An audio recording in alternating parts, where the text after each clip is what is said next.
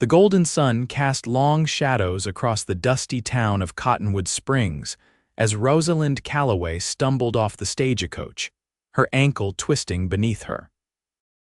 The year was 1875, and she had traveled all the way from Boston to this remote Arizona Territory outpost, carrying nothing but a single trunk and the weight of her shattered dreams.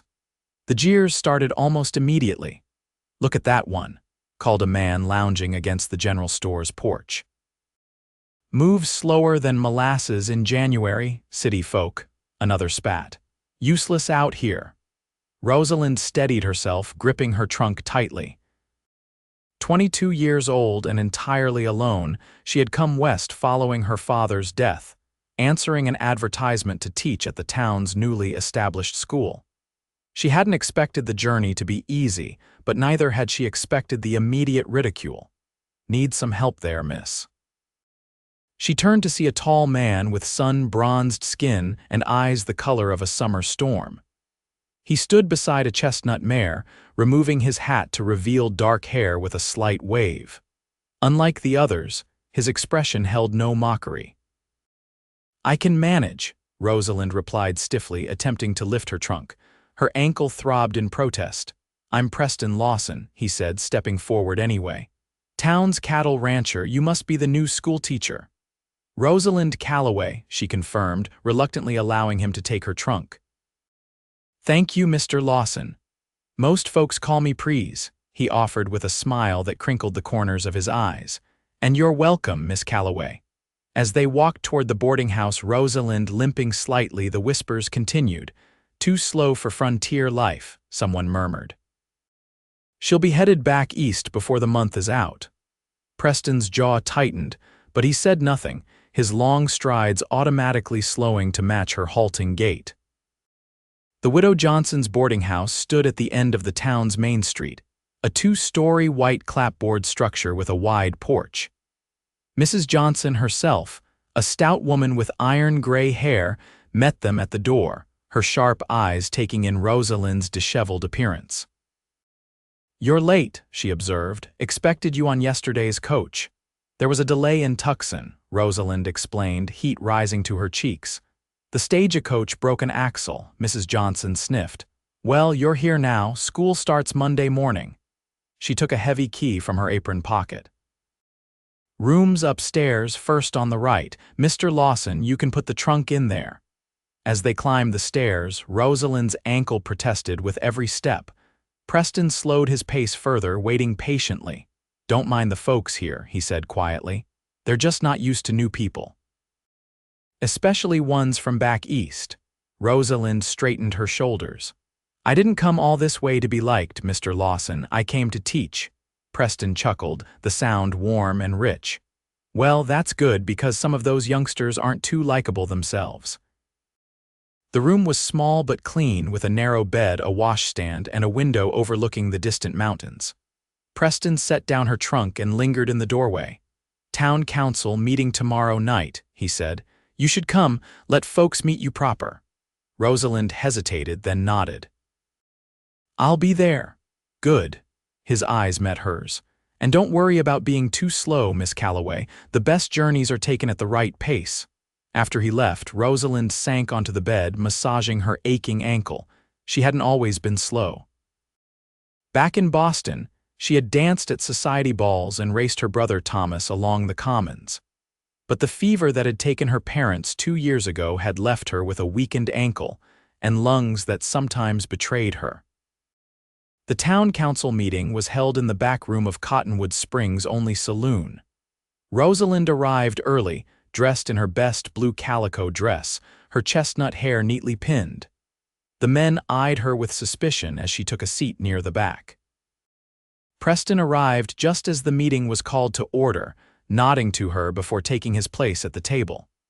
Mayor Hiram Brooks, a portly man with mutton chop whiskers, introduced her formally. "Miss Calloway will be taking over schooling duties," he announced. "School starts Monday in the new building on Pine Street." "How many years you been teaching, miss?" called out a weathered rancher. "I taught for 2 years at a girls' academy in Boston," Rosalind replied, her voice steady despite her nervousness. Boston ways aren't frontier ways, another man grumbled. Education is education, Jenkins, Preston interjected, and our children deserve the best we can give them. The discussion moved on to water rights and cattle grazing, but Rosalind could feel the skepticism hanging in the air. As the meeting adjourned, several women approached her, introducing themselves as mothers of her future pupils. "My Tommy's a handful," warned Sarah Miller, a tired-looking woman with 3 young children clustered around her skirts. "But he's quick with numbers." "I look forward to meeting him," Rosalind assured her. As the crowd thinned, Preston approached, hat in hand. "Went well enough," he said. "You stood your ground." "They think I'm too delicate," Rosalind observed. "Too slow and too Eastern. They'll change their minds once they see you teach." He offered his arm. "May I walk you back to the boarding house? It's getting dark." The night air was cool, stars emerging in the vast sky. As they walked, Preston pointed out the buildings: the general store, the blacksmith shop, the new doctor's office. "What brought you out here, Miss Calloway?" he asked. "If you don't mind my asking." Rosalind hesitated. "After my parents died, there wasn't much left for me in Boston. My brother went to sea. The academy where I taught closed. The advertisement for a teacher here seemed providential." "Seems providential to us too," Preston said softly. "Especially to those of us with children who need proper schooling." "You have children, Mr. Lawson?" she asked, surprised. He shook his head. "No, madam, never married, but my sister's boy, Jamie, lives with me since she passed. He's 12 and smart as a whip, but wild as the wind." At the boarding house steps, he released her arm. "I'll come by Monday morning, show you the way to the schoolhouse." "That's not necessary, I insist," he said firmly. "A gentleman sees a lady safely to her destination." Rosalind watched him stride away, wondering at the kindness of this rugged cattleman in a town that seemed determined to find her wanting. Monday dawned bright and clear. Rosalind dressed carefully in a high-necked gray dress, her teaching credentials and a small Bible in her reticule. When she descended the stairs, Preston was waiting in the parlor, hat in hand, dressed in clean denims and a pressed shirt. "Ready to meet your pupils, Miss Calloway?" "As ready as I'll ever be," she replied, taking a deep breath. The schoolhouse was a simple one-room building with a bell tower. Inside, wooden desks were arranged in rows, a larger desk and blackboard at the front. As Preston helped her prepare, children began arriving, some eager, some reluctant, all curious about their new teacher. By 9 o'clock, 23 students ranging from 6 to 16 had assembled. Rosalind cleared her throat nervously. "Good morning, I'm Miss Calloway and I'll be your teacher." A freckle-faced boy in the back, Jamie Lawson, she presumed, raised his hand immediately. "Are you really from Boston? Do you know any pirates?" A ripple of laughter went through the room. Rosalind smiled. "I am from Boston, but I'm afraid I don't know any pirates personally. However, I do know many exciting stories about them that we might read together." Preston, watching from the doorway, tipped his hat. "I'll leave you to it, Miss Calloway. Jamie, mind your manners." The morning passed in a flurry of assessments. Rosalind discovered that while some children could read fluently, others barely recognized their letters. Mathematics skills varied wildly, and historical knowledge was largely limited to tall tales. By noon, her ankle was throbbing fiercely. As the children raced outside for lunch, she sank into her chair, massaging it surreptitiously. "Rough morning." Preston had returned, carrying a basket. "Mrs. Johnson asked me to bring this by, said you forgot your lunch. How thoughtful." Rosalind straightened, embarrassed to be caught in a moment of weakness. "The children are enthusiastic, that's one word for it." He set the basket on her desk. "Jamie said you did arithmetic and reading this morning." "Yes." "I need to assess where everyone stands before creating a proper curriculum." She opened the basket to find bread, cheese, and an apple. "Would you care to join me, Mr. Lawson? There's plenty." He hesitated, then pulled up a student's desk. As they shared the simple meal, Rosalind found herself telling him about her plans for the school geography lessons using maps she'd brought from Boston, history taught through stories, science experiments with simple materials. You've given this much thought, he observed. Teaching is my calling, she replied simply. That afternoon, Rosalind introduced her students to poetry, reading Longfellow's Paul Revere's Ride with dramatic flourish. Even the oldest boys listened, captivated. When school dismissed, several mothers waited outside. Their expressions were less guarded now, and one Sarah Miller actually smiled. Tommy came home for lunch talking about fractions, she said wonderingly. Never seen him excited about numbers before. Word spread quickly through Cottonwood Springs about the Eastern schoolteacher. She might walk slowly, but her mind was quick, and she had a way with even the most difficult children. Within a week, 3 more students had joined her class. Each morning, Preston would appear at the boarding house to escort her to school. At first, Rosalind protested this attention, but when he simply said, "I'm headed that direction anyway," she acquiesced, secretly enjoying their conversations about books, cattle ranching, and the changing seasons. One morning in her second week, they arrived at the schoolhouse to find "Go Home Easterner" scrawled across the door in red paint. Rosalind's heart sank. Preston's face darkened with anger. "Who would do such a thing?" she whispered. "Probably the Blackwood boys," he growled. "They've been causing trouble since their father died last year. Neither one's been to school since you arrived."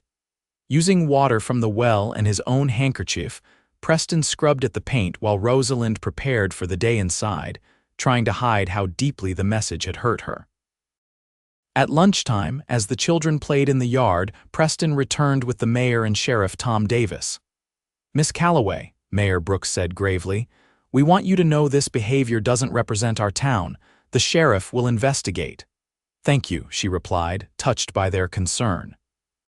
"But please don't make too much of it. Children sometimes act out." "These weren't children," Preston said firmly. "The Blackwood boys are 18 and 19, old enough to know better." That evening, as Rosalind walked alone through town, Preston having been called away to deal with a sick calf, she heard footsteps behind her. Turning, she found herself face to face with 2 young men whose resemblance marked them as brothers. The taller one wore a sneer that made her pulse quicken with alarm. "So you're the fancy Boston lady," he said, circling her slowly. "Think you're better than us, don't you?" "I don't think I'm better than anyone," Rosalind replied evenly. "I'm just here to teach." "We don't need your kind of teaching," the younger one spat. "Filling kids' heads with useless nonsense." "If you feel that way, perhaps you should attend class and tell me directly," Rosalind suggested, struggling to keep her voice steady. The older brother stepped closer. "Maybe we should teach you something instead." "That's enough, Daniel." The voice came from behind Rosalind. Preston stood there, his hand resting casually near his holstered pistol. "You boys have somewhere else to be." Daniel Blackwood's eyes narrowed. "This isn't your business, Lawson." "I'm making it my business." Preston's voice was dangerously soft. "Now move along before I forget my manners." For a moment, tension crackled in the air, then the younger brother tugged at Daniel's sleeve. "Come on, she ain't worth the trouble." As they slouched away, Rosalind released a shaky breath. "How did you find me?" "Jamie said you'd headed to the general store for supplies when I saw the Blackwood boys following you." He didn't finish the sentence. "I'll walk you back." "Thank you," she said quietly. "You seem to be making a habit of rescuing me." "Just being neighborly," he replied, but his eyes told a different story. The following Sunday after church services, Preston invited Rosalind to dinner at his ranch. "Jamie's been asking, says you're the best teacher he's ever had." "I'm the only teacher he's ever had," she laughed. "All the more reason to accept," he countered with a smile. The Lazy L Ranch lay 3 miles outside town, a modest spread with a sturdy log house, a barn and corrals where horses and cattle milled about. As Preston helped Rosalind down from his wagon, a lanky boy raced from the house. Jamie, his face alight with excitement. "Miss Calloway, did you bring any books?" "Uncle Prees said you might." "Jamie, mind your manners," Preston admonished, but his tone was affectionate. "I did bring something," Rosalind admitted, reaching into her satchel for a slim volume. "Mark Twain's new book. I thought we might read it together after dinner." The meal was simple but delicious roast beef, potatoes, and apple pie that Jamie proudly announced he'd helped bake. As they ate, Rosalind found herself relaxing in a way she hadn't since leaving Boston. Preston and Jamie told stories of ranch life, the spring roundup, breaking horses, and the coyote that had become a persistent visitor. "Uncle Prees won't shoot him," Jamie explained. "Says he's just trying to make a living like the rest of us." "Your uncle is a compassionate man," Rosalind observed, meeting Preston's eyes across the table. After dinner, they sat on the porch while Jamie read aloud from Twain, struggling with the longer words but persevering with determination.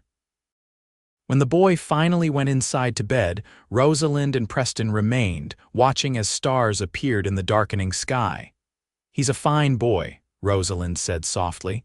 "You've raised him well. I'm doing my best." Preston's voice held a note of uncertainty she hadn't heard before. "Sometimes I worry it's not enough, him having no mother figure. Some things can't be helped," she hesitated. "My own mother died when I was not much older than Jamie. My father did his best." "Is that when?" He gestured vaguely toward her ankle. Rosalind stiffened. "You've noticed." "Hard not to," he said gently. "You favor it when you're tired." After a moment she sighed. "Scarlet fever. 2 years ago, it took both my parents within a week of each other. I survived, but my ankle and lungs were weakened." Her voice grew bitter. "My fiancé decided he couldn't marry a woman who might never dance again or have healthy children." Preston's face darkened. "Sounds like a man not worth mourning." "I don't mourn him," she said firmly. "I mourn the life I thought I would have." She looked out at the vast landscape, silver touched in the moonlight. "Coming here was my way of starting again." "Starting slow isn't the same as not starting," Preston said, his voice low. When he drove her back to town that night, something had shifted between them, a new understanding that went beyond mere friendship. As autumn progressed, Rosalind settled into life in Cottonwood Springs. Her students advanced rapidly, and even the most skeptical parents began to appreciate her methods. The vandalism wasn't repeated, though the Blackwood brothers still watched her with hostile eyes when she passed them on the street. Preston continued his morning escorts to the schoolhouse, and increasingly found reasons to accompany her on other errands to church, to community gatherings, once even on a field trip with her students to study local plants and wildlife. People began to notice, and gossip spread through town like wildfire. Preston Lawson's sweet on the schoolmarm, Rosalind overheard Mrs. Johnson telling another woman at the general store. "Never seen him pay such attention to any woman before." "She's still too Eastern for my taste," the other woman replied. "And slow as Christmas. Can you imagine her trying to keep up with ranch life?" The words stung, though Rosalind tried to dismiss them. She knew her limitations better than anyone.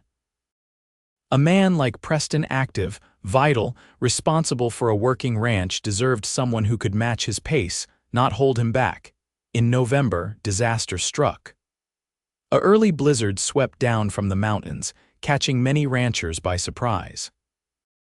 Preston and several cowhands were caught out on the range, driving cattle to winter pasture.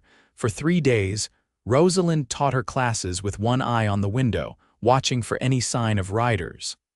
When none came, she closed school early and made her way to the sheriff's office. Any word? She asked Sheriff Davis, not bothering to hide her concern. "Nothing yet," he replied grimly. "I've got men looking, but in this weather." He didn't finish the sentence. "I want to help search," Rosalind said firmly. The sheriff's eyebrows rose. "No offense, Miss Calloway, but you're not exactly—" "I know I'm slow," she interrupted. "But I'm determined. And I know which direction they were headed. Jamie told me yesterday." After arguing further, the sheriff reluctantly agreed, but insisted she ride with his deputy, a taciturn man named Frank Wells. They set out immediately, bundled against the biting cold, following the creek that ran north of town. The landscape was transformed, snow blanking familiar landmarks. As they rode, Rosalind scanned constantly for any sign of the missing men. "There," she called suddenly, pointing toward a stand of cottonwoods. I see smoke, Deputy Wells squinted. I don't see anything. It's there, she insisted. Just a wisp, but it's there. Reluctantly, he changed direction. As they approached the trees, the smoke became more visible, a thin column rising from a crude shelter built against a rocky outcropping. Preston emerged at their approach, his face haggard with exhaustion but lighting up at the sight of Rosalind. "What in God's name are you doing out here?" he demanded, helping her dismount. "Looking for you," she replied simply. "Are you all right? The others? We're fine, lost some cattle, but the men are all accounted for." He led her into the shelter where 3 cowboys huddled around a small fire. "How did you find us?" She saw the smoke, Deputy Wells said, sounding impressed despite himself. "I couldn't see a thing." Preston's eyes met Rosalind's. "You've got sharp eyes, Miss Calloway. And a stubborn disposition," she added with a small smile. That night, as they all rode back to town together, Preston kept his horse close to Rosalind's. "You shouldn't have risked yourself," he said quietly. "That ankle of yours, my ankle, is just fine," she interrupted, "and I couldn't very well leave you out here to freeze." He studied her face in the moonlight. "Why not?" The question hung between them, weighted with meaning. Rosalind took a deep breath. "Because I care what happens to you, Preston Lawson, more than I should, perhaps." His hand reached across the space between their horses, finding hers. "I care too, Rosalind, more than I can say." Back in town, as the rescued men were welcomed with relief and celebration, Preston pulled Rosalind aside. "I need to say something," he began, his usually confident voice uncertain. "These past months, watching you build a life here, seeing how you never let anything stop you, it's made me realize what strength really looks like." Rosalind shook her head. "Preston, let me finish," he said gently. "Folks around here, they called you too slow, said you wouldn't last.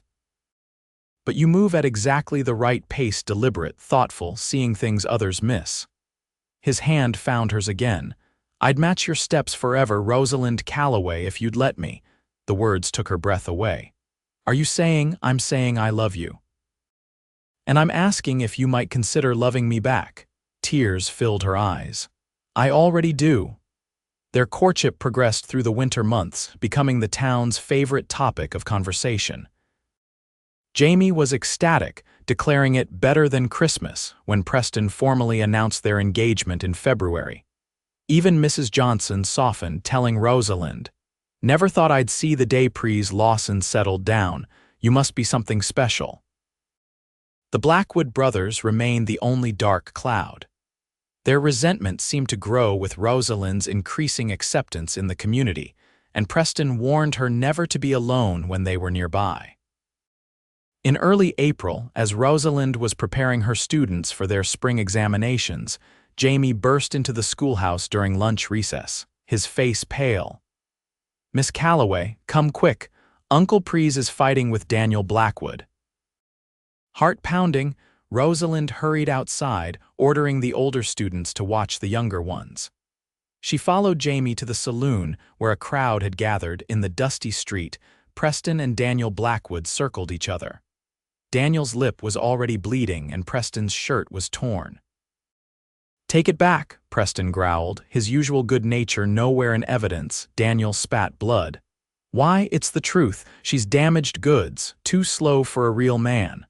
Preston's fist connected with Daniel's jaw, sending him sprawling. "She's worth 10 of you, Blackwood." As Daniel staggered to his feet, his hand went to his belt, drawing a knife. The crowd gasped. "Preston, watch out," Rosalind cried. Without thinking, she rushed forward, moving faster than she had in years, her ankle protesting sharply. She reached Preston just as Daniel lunged, shoving him aside. The blade sliced through her sleeve, drawing a line of fire across her forearm. Preston roared with rage, tackling Daniel to the ground. Sheriff Davis and several other men rushed in, separating the fighters. "He pulled a knife on an unarmed man," someone shouted. "And cut the schoolteacher," added another voice. As Daniel was dragged away by the sheriff, Preston turned to Rosalind, his face ashen. "You're hurt. My God, why did you do that?"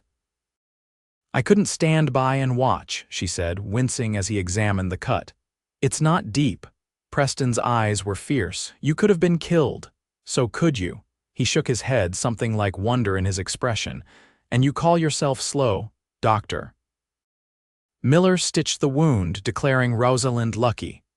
"An inch deeper and it would have hit something important," he warned. That evening, as Preston sat beside her bed at the boarding house, he held her uninjured hand in both of his. "I've been thinking," he said slowly. "Let's not wait until summer to marry." Rosalind raised an eyebrow. "Oh, life's too short and too precious," he continued. "I nearly lost you today because of my foolish pride." "You were defending my honor," she reminded him. "Your honor doesn't need defending. Not by me, not by anyone." He kissed her hand. "You've proven yourself to this town 100 times over." 2 weeks later, with spring flowers blooming across the rangeland, Rosalind Calloway became Rosalind Lawson in a simple ceremony at the town church. To her surprise, nearly everyone in Cottonwood Springs attended, including Sarah Miller and her family, Mayor Brooks, and even Mrs. Johnson, who shed a tear or two during the vows. As Preston slipped the ring onto her finger, a simple gold band that had belonged to his mother, he repeated words similar to those he'd said on that moonlit night. "I promise to match your steps forever, Rosalind, however fast or slow life takes us." After the ceremony, as they greeted well-wishers, Sheriff Davis approached with news. "Thought you'd want to know the Blackwood boys left town yesterday. Headed for California, they said." "Good riddance," Preston muttered, but Rosalind touched his arm. "I hope they find peace," she said quietly. "And purpose." The sheriff shook his head wonderingly. "You're a better person than most, Mrs. Lawson." The name sent a thrill through her. Mrs. Lawson.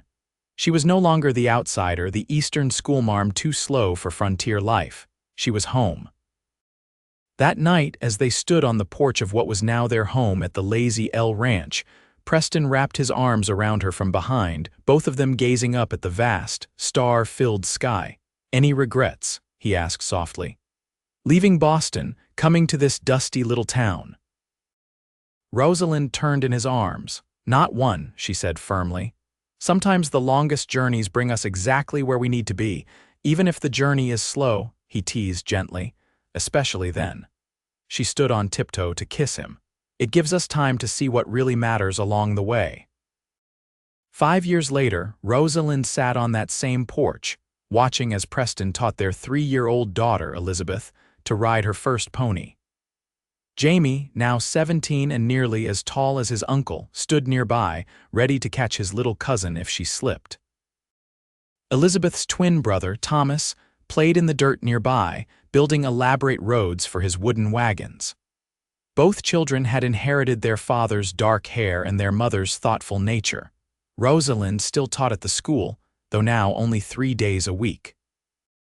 The town had grown enough to hire a second teacher, a young man from Denver who handled the older students while Rosalind focused on the younger ones. Her ankle still troubled her in cold weather, but Preston had built her a special mounting block by the barn, and on days when walking was difficult, he still slowed his pace to match hers, never making her feel like a burden. "Look, Mama." Elizabeth called, beaming with pride as she guided the gentle pony in a small circle. "I'm riding all by myself." "I see you, darling," Rosalind called back. "You're doing wonderfully."